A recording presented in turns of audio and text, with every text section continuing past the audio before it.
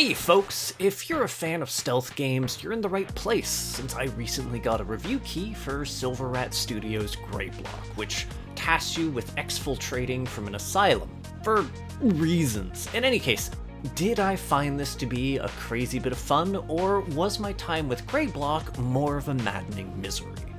I'm your host Arlian, let's find out together.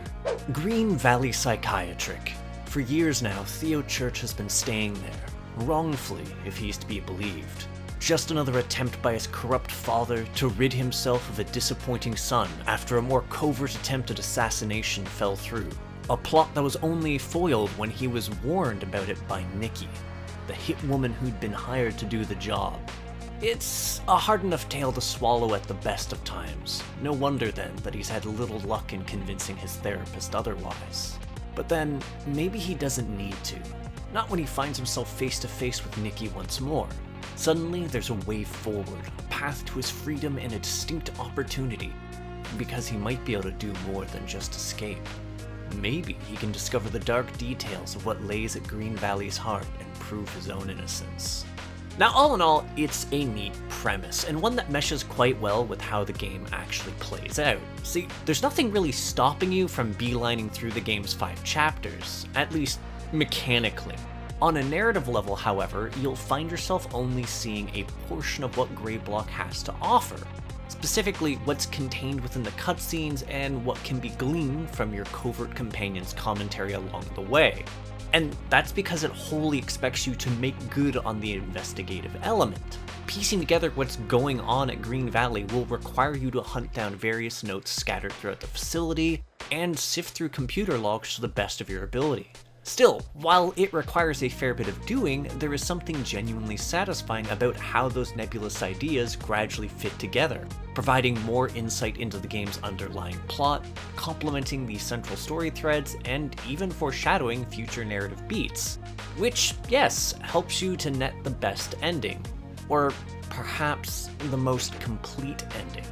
That's not to say I don't recommend replaying the game, but at the end of the day, Greyblock has a core story it wants to tell, and regardless of what you do, the lion's share of its finale is immutable.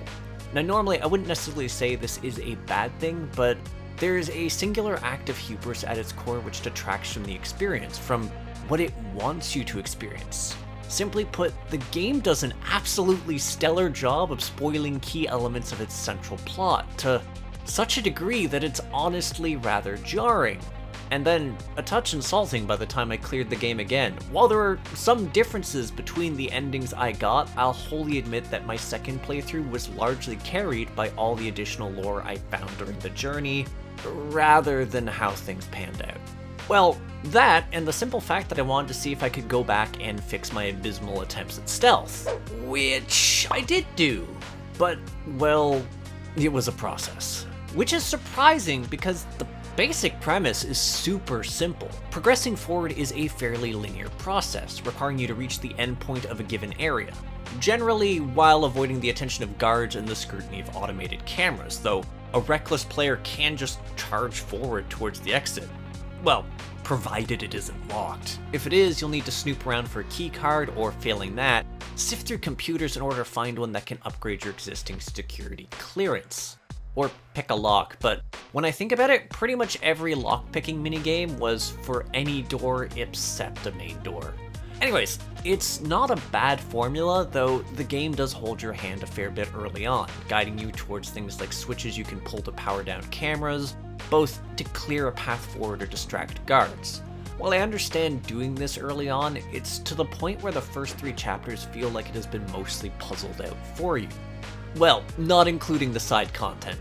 Searching for the computer access keys and where to use them can be fun, often requiring you to piece together clues from the various PC navigation segments and the notes scattered about. While some are simple, a few of them are actually rather clever. And then you reach the last 2 chapters and the hand-holding largely goes out the window. Both of these feel a lot more open-ended to navigate, though of the 2, I actually found the 4th to be the hardest challenge to tackle, bar nothing. See, Greyblock has some quirks. First off, the stealth feels a bit persnickety, Now, I'm not talking about line of sight. Taking cover behind most objects will obscure you from prying eyes, even if you're just awkwardly hunched behind a desk and peering over your threadbare cover like some sort of deranged goblin. And while the cameras can be a bit overzealous, including ones that will see you through the floor in the final area, they do take a bit to fully alert guards, giving you ample time to run away or dip around a corner. No, the issue is the sounds you make. The guards have this absolutely uncanny knack for tweaking to the sound of your footsteps if you're not crouching. Come out now, I'll go easy on you. Even if you've only taken a single step or two forward, which gets extra insulting if they happen to be a room or two away. They will just beeline to the exact location they heard you, which can get very awkward if you've cornered yourself. Thankfully, they don't seem to hear or see you fiddling with doors, which is a small blessing.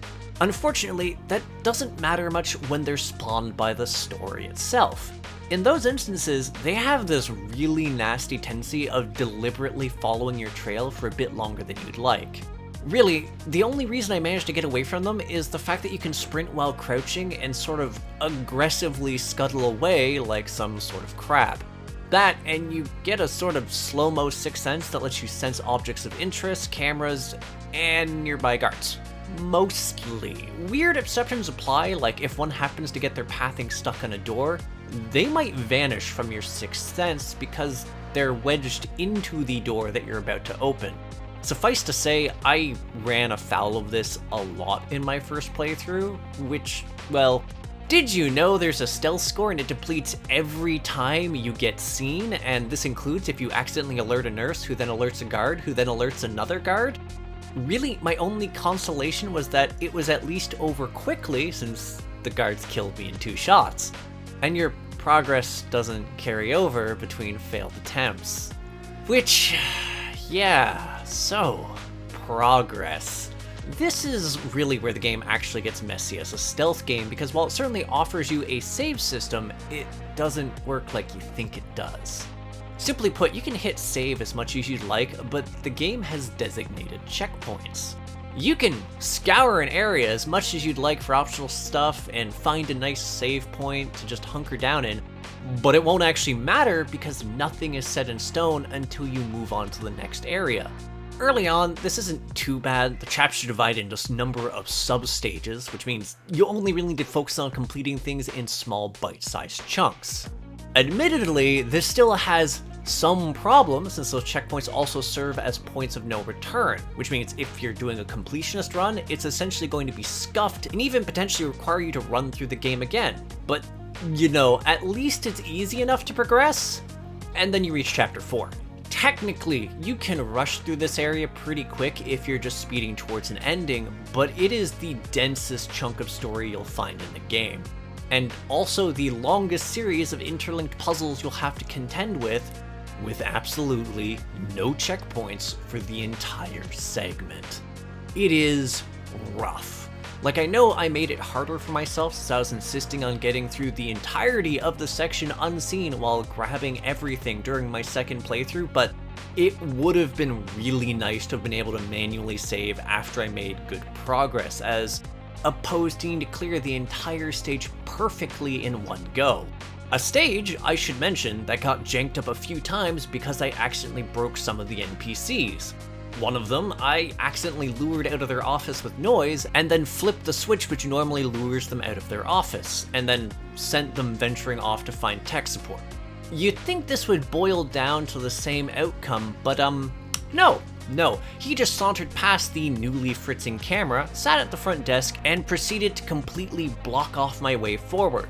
The only reason I was able to continue that particular run was the fact that you can sneak up behind someone at a desk and use a computer that they're using without being discovered. Janky, yes, but an absolute lifesaver. Also a lot more elegant than the weird moment where I got cornered in a room by a guard whose pathfinding got stuck in a door and absolutely refused to leave. Having to dart between points of cover and praying I'd make it during a narrow window of opportunity sucked. Seriously, it was a run where everything went wrong, and that was the one that I finally managed to finish flawlessly. And I do mean flawlessly because I managed to resist the temptation of violence. Mostly because violence is something else you're scored on, and I was committed to being the Buddha if it meant getting a better ending. Despite really wanting to say screw it and bludgeon a guard's head in for scuffing my run. Well, okay, maybe not the flashlight with its gamut of issues. For instance, if you double tap the button, you'll reset the animation. Worst, it might actually fail to stop the guard, leaving you open to them two-shotting you, and it's entirely plausible it might just explode after the first swing. No, the only good vehicles of violence are the taser and the gun, which do their job quite well. If you decide to indulge, there will be bodies, and I do mean everywhere, since the gun does a great job of letting everyone nearby know exactly where you are.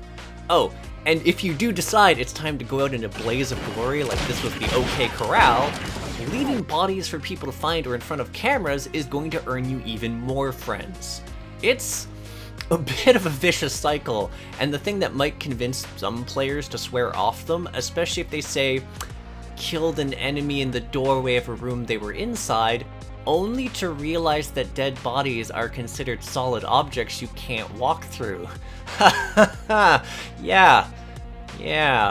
Still, they do actually serve a purpose even for a stealth player.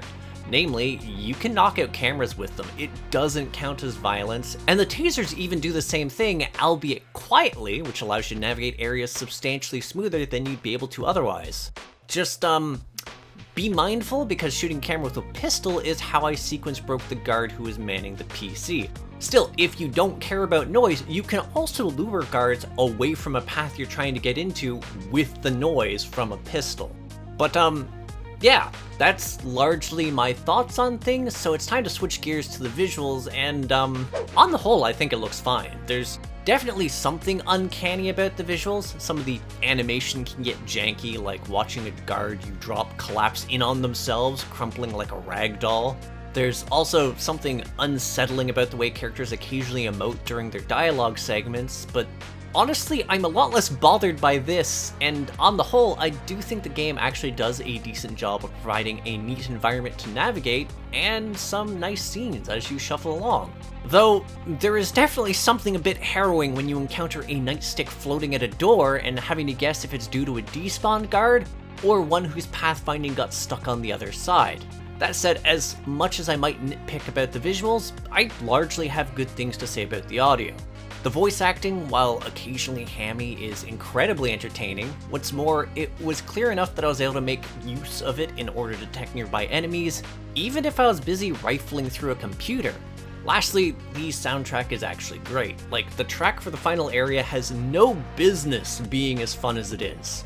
Really, the only two issues I came across audio-wise was it got abnormally quiet, which was fixed by restarting at once, and some weirdness where I interrupted a scene, but it continued progress like I hadn't, even while all the guards having the discussion were trying to kill me.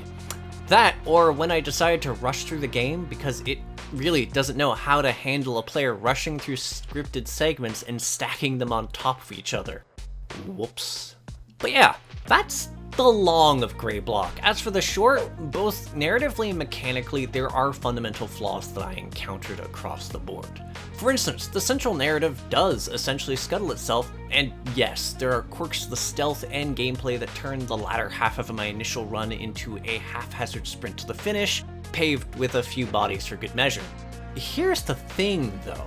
The overall premise was still interesting enough to rope me back in, even with each of my deaths resulting in an absolutely ponderous load screen, which I would sometimes see several times in a row.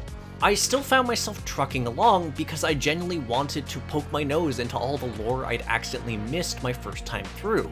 And it does do a good job of making that process feel rewarding for the sake of doing it. Something which also led me to match the content as best as I could. I outdid the developer's score, that's all I could ask for.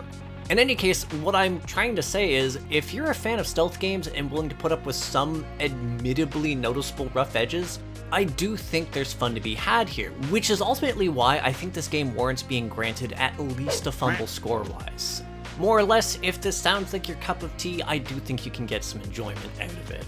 But yeah, thanks for tuning in. If you have something to say, leave a comment. If you enjoy my efforts to create new indie reviews and interviews, hit subscribe and the bell. For a link to my Discord, the Crit Hit Cauldron, check out the description. There's also a link to my Patreon, so you can see reviews early or support the channel, and show up in my credits like Green Witch Babby, Andy Noted, and Shrimp Mania. Though, if you want something more concrete, I also have a merch house for neat swag like Crit Hit coffee mugs, shirts, and mouse pads.